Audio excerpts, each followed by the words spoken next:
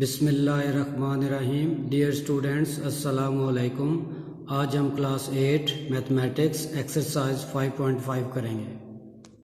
Question number 4 है, अ box contains 8 cards numbered 20 to 27। What is the probability of getting a number 22 from the box. यानी एक box है, उसके अंदर जो है 20 से लेकर 27 तक नंबर्स हैं। तो उनमें से अब प्रोबेबिलिटी फाइंड आउट करनी है कि उस बॉक्स में से 22 नंबर निकले। तो हमने करना है कि let A be the event of number 22। एक ए जो है ऐसा इवेंट है कि 22 नंबर आए। तो जो सैम्पल स्पेस है वो है 20, 21, 22, 23, 24, 25, 26, 27। यानी 20 से लेकर 27 तक बॉक्स में नंबर्स हैं। एन ऑफ एस जो है वो 8 है, यानी ये 8 है नंबर। ए जो है वो 22 आए तो ए की है 22। एन ऑफ ए जो है वो 1 होगा। हमने प्रोबेबिलिटी ऑफ ए फाइंड करनी है, उसका फार्मूला है N of A over N of S. तो ये इक्वल होगा 1/8। 1 जो है वो 22 एक बार है, सैम्पल स्पेस 8 है, तो 1/8 आंसर आ जाएगा। इसका क्वेश्चन नंबर 2 जो है सेकंड पार्ट, सॉरी इसी क्वेश्चन का second part, a number 26 from the box. अब आपने प्रोबेबिलिटी फाइंड आउट करनी है कि उस बॉक्स में से 26 निकले। Let B be the event of number 26। B एक ऐसा इवेंट है कि 26 निकलेगा। बी जो है वो एक ही होगा 26। एन ऑफ बी 1 है। Probability of B is equal to N of B over N of S. तो ये इक्वल होगा 1/8। ये भी 1/8 आएगा। अब जो इसी क्वेश्चन का तीसरा पार्ट है, ऑल नंबर्स 22 to 27, यानी 22 से 27 तक सारे number except 25 from the box. लेकिन साथ ही कंडीशन दी हुई है कि 25 उसमें नहीं होगा। तो हम let C be the required event, इसको रिक्वायर्ड इवेंट रख लेते हैं। C is equal to 20, 21, 22, 23, 24। अब इसमें 25 नहीं आएगा क्योंकि उन्होंने क्वेश्चन में दिया हुआ है 26 और 27। तो जो N ऑफ C होगा ये 7 वैल्यूज हैं, 1 2 3 4 5 6 7। N ऑफ C 7 होगा।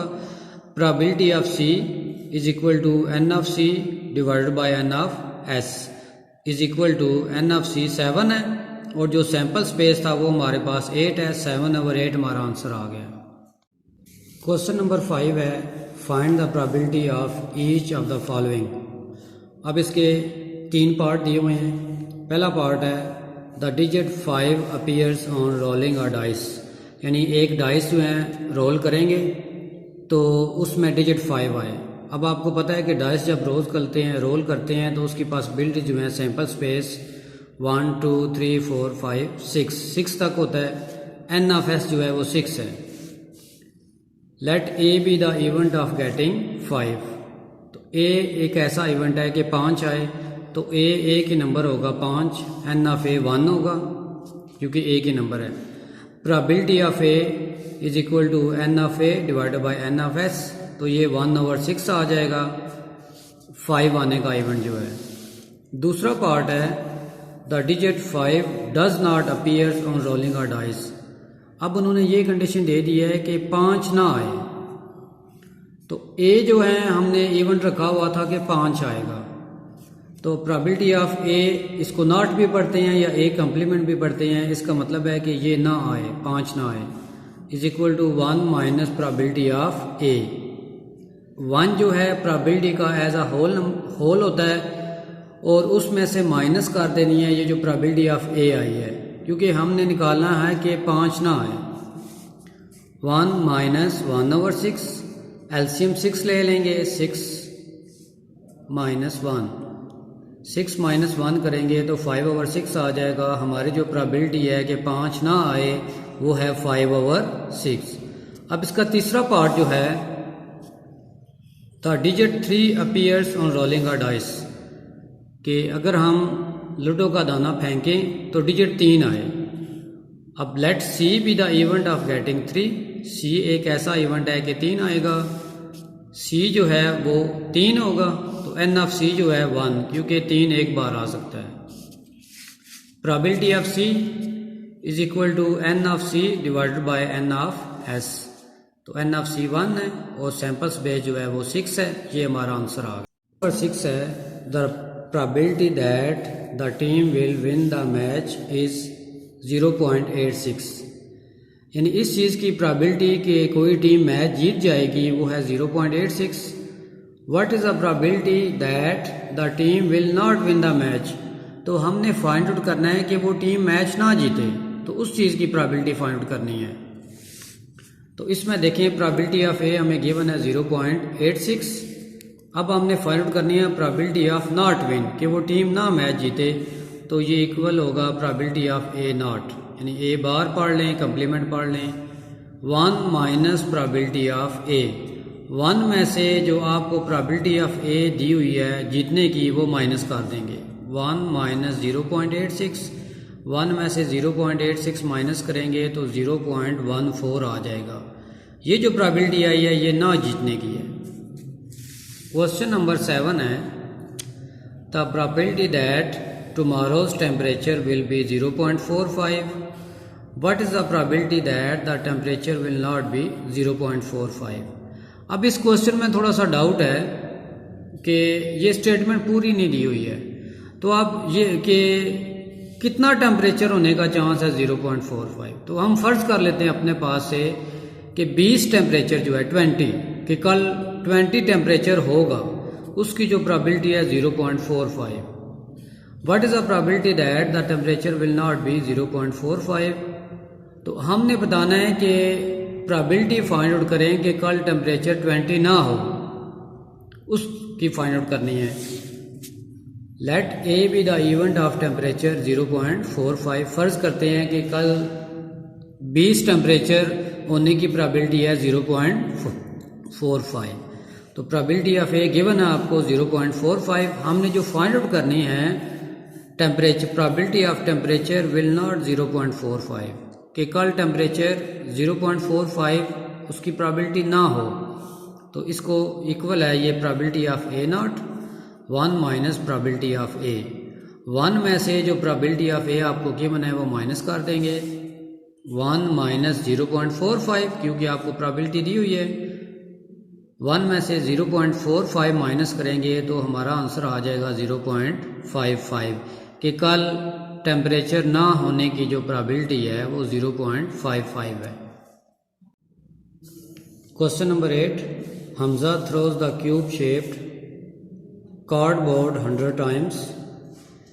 ये समझ लें कि जिस तरह लूडो का दाना होता है ना, इसी तरह क्यूब शेप्ड कोई कार्डबोर्ड है, उसको वो फेंकेगा 100 मरतबा। Each of the face of the cardboard having different colour. अब वो जो आपको दिया हुआ है कार्डबोर्ड फिगर जो है वो डिफरेंट कलर की है, जो उसका फेस है। अब कलर्स ब्लू जो है वो 22 टाइम्स आया है, रेड जो है वो 20 टाइम्स आया है, ग्रीन जो है 15 times, yellow 13 times, orange 23 times, purple जो है 7 टाइम्स है। इन सब को ऐड करें तो 100 पूरा हो जाता है, क्योंकि 100 टाइम्स उसने वो फेंका है कार्डबोर्ड। तो इसमें हमने जो probability find the probability of getting red colour, के रेड कलर आने की प्रोबेबिलिटी क्या है। Let R be the event of red colour. R एक ऐसा इवेंट है कि रेड कलर आएगा। तो रेड कलर देखें 20 टाइम्स आया है। एन ऑफ आर जो है वो 20 होगा। इसी तरह जो एन ऑफ एस जो सैंपल स्पेस है आपको 100 दी हुई है, क्योंकि 100 टाइम उसने कार्डबोर्ड फेंका है। तो probability of R is equal to N of R divided by N of S, 20/100। अब जो टेक्स्ट बुक में आंसर है वो 20/100 दिया हुआ है। अगर आप चाहें तो इसको कैंसिल कर दें तो 1/5 आंसर आ जाएगा। इसका दूसरा पार्ट है ब्लू कलर, कि प्रोबेबिलिटी ब्लू कलर आने की कितनी है। तो अब इसमें देखें कि ब्लू कलर जो है वो 22 टाइम्स आ रहा है। Let B be the event of blue colour. N of B जो है वो 22 आया है, एन ऑफ एस आपका 100 ही है। Probability of B is equal to N of B divided by N of S. N of B जो blue colour आने की जो इवेंट है वो 22 है, और सैम्पल स्पेस 100 है। अगर इतना भी लिख दें तो भी ठीक है, अगर इसको कैंसिल कर दें 2 पे तो 11/50। इसका जो थर्ड पार्ट है रेड और ऑरेंज कलर, कि रेड आए या ऑरेंज आए, तो इसमें देखें रेड कलर जो है वो 20 है और जो ऑरेंज कलर है वो 23 टाइम्स है। तो इसमें दो इवेंट होंगे, let R is equal to red colour 20 times, N of S 100 है, प्रोबेबिलिटी ऑफ आर जो होगा एन ऑफ आर और एन ऑफ एस, ये ऊपर भी आपने फाइंड किया हुआ है 20/100। अब इसके साथ जो है ऑरेंज कलर भी है, let O is equal to orange colour जो है वो आपका 23 टाइम्स है। तो इसको फाइंड आउट करते हैं। एन ऑफ ओ जो है वो 23 है, एन ऑफ एस आपका जो सैम्पल स्पेस है वो तो हर क्वेश्चन में 100 ही है, प्रोबेबिलिटी ऑफ ओ जो होगा N of O divided by N of S, यानी 23/100। तो प्रोबेबिलिटी ऑफ रेड और ऑरेंज कलर ये इक्वल होगा probability of red union orange, यानी probability of R plus probability of O. क्योंकि यूनियन है तो इन दोनों की प्रोबेबिलिटीज को प्लस करेंगे। रेड की 20/100 थी और ऑरेंज की जी 23/100, दोनों को प्लस कर लेंगे, एलसीएम 100 आएगा, 20 + 23 43/100। तो प्रोबेबिलिटी ऑफ रेड और ऑरेंज कलर जो है वो 43/100 आया है। इसका अब चौथा पार्ट जो है नॉट ब्लू कलर, के ब्लू कलर ना आए। अब आपने जो पीछे फाइंड आउट किया हुआ है ब्लू कलर का, प्रोबेबिलिटी ऑफ ब्लू कलर वो 22/100 है, जो आपका सेकंड पार्ट है। हमने फाइंड आउट करनी है probability of not blue colour, के ब्लू कलर ना आए, तो ये होगा 1 minus probability of blue colour. 1 में से ब्लू कलर की प्रोबेबिलिटी माइनस कर देंगे, 1 माइनस 22/100, एलसीएम 100 लेंगे, 100 मल्टीप्लाई बाय 100 माइनस 22, 100 में से 22 माइनस करेंगे तो ये 78/100 आ जाएगा। ये हमारे पास प्रोबेबिलिटी आ गई है कि ब्लू कलर नहीं होगा, नॉट ब्लू कलर। चौथा पार्ट है नॉट येलो कलर, कि येलो कलर ना आए। अब इसमें देखें कि जो येलो कलर है आपके पास वो कितना है, येलो जो है वो 13 टाइम्स है, सॉरी येलो 13 टाइम्स है, जो सैम्पल स्पेस है वो 100 है। तो इसकी आप फाइंड आउट करते हैं, let Y be the event of yellow colour, Y for yellow. तो एन ऑफ वाई जो है ये आपका 13 आया है, एन ऑफ एस 100 है, प्रोबेबिलिटी ऑफ वाई यानी येलो कलर की N of Y divided by N of S, तो 13/100 आ जाएगा। ये हमारे पास ये हमारे पास जो प्रोबेबिलिटी आई है ये अभी येलो कलर की आई है। अब हम फाइंड आउट करेंगे probability of not yellow colour, कि येलो कलर ना हो, ये इक्वल होगा 1 minus probability of yellow colour. 1 में से येलो कलर आने की प्रोबेबिलिटी माइनस कर देंगे, इसको y बार से डिनोट करेंगे, y बार पढ़ लें, y नॉट पढ़ लें या y का कम्प्लीमेंट पढ़ लें, इक्वल होगा 1 minus probability of y। 1 minus probability of y जो आपके पास आई है 13/100, उसमें से माइनस कर देंगे, एलसीएम 100 माइनस 13, 100 में से 13 माइनस करें तो 87/100। ये हमारा जो है पांचवा पार्ट भी सॉल्व हो गया है।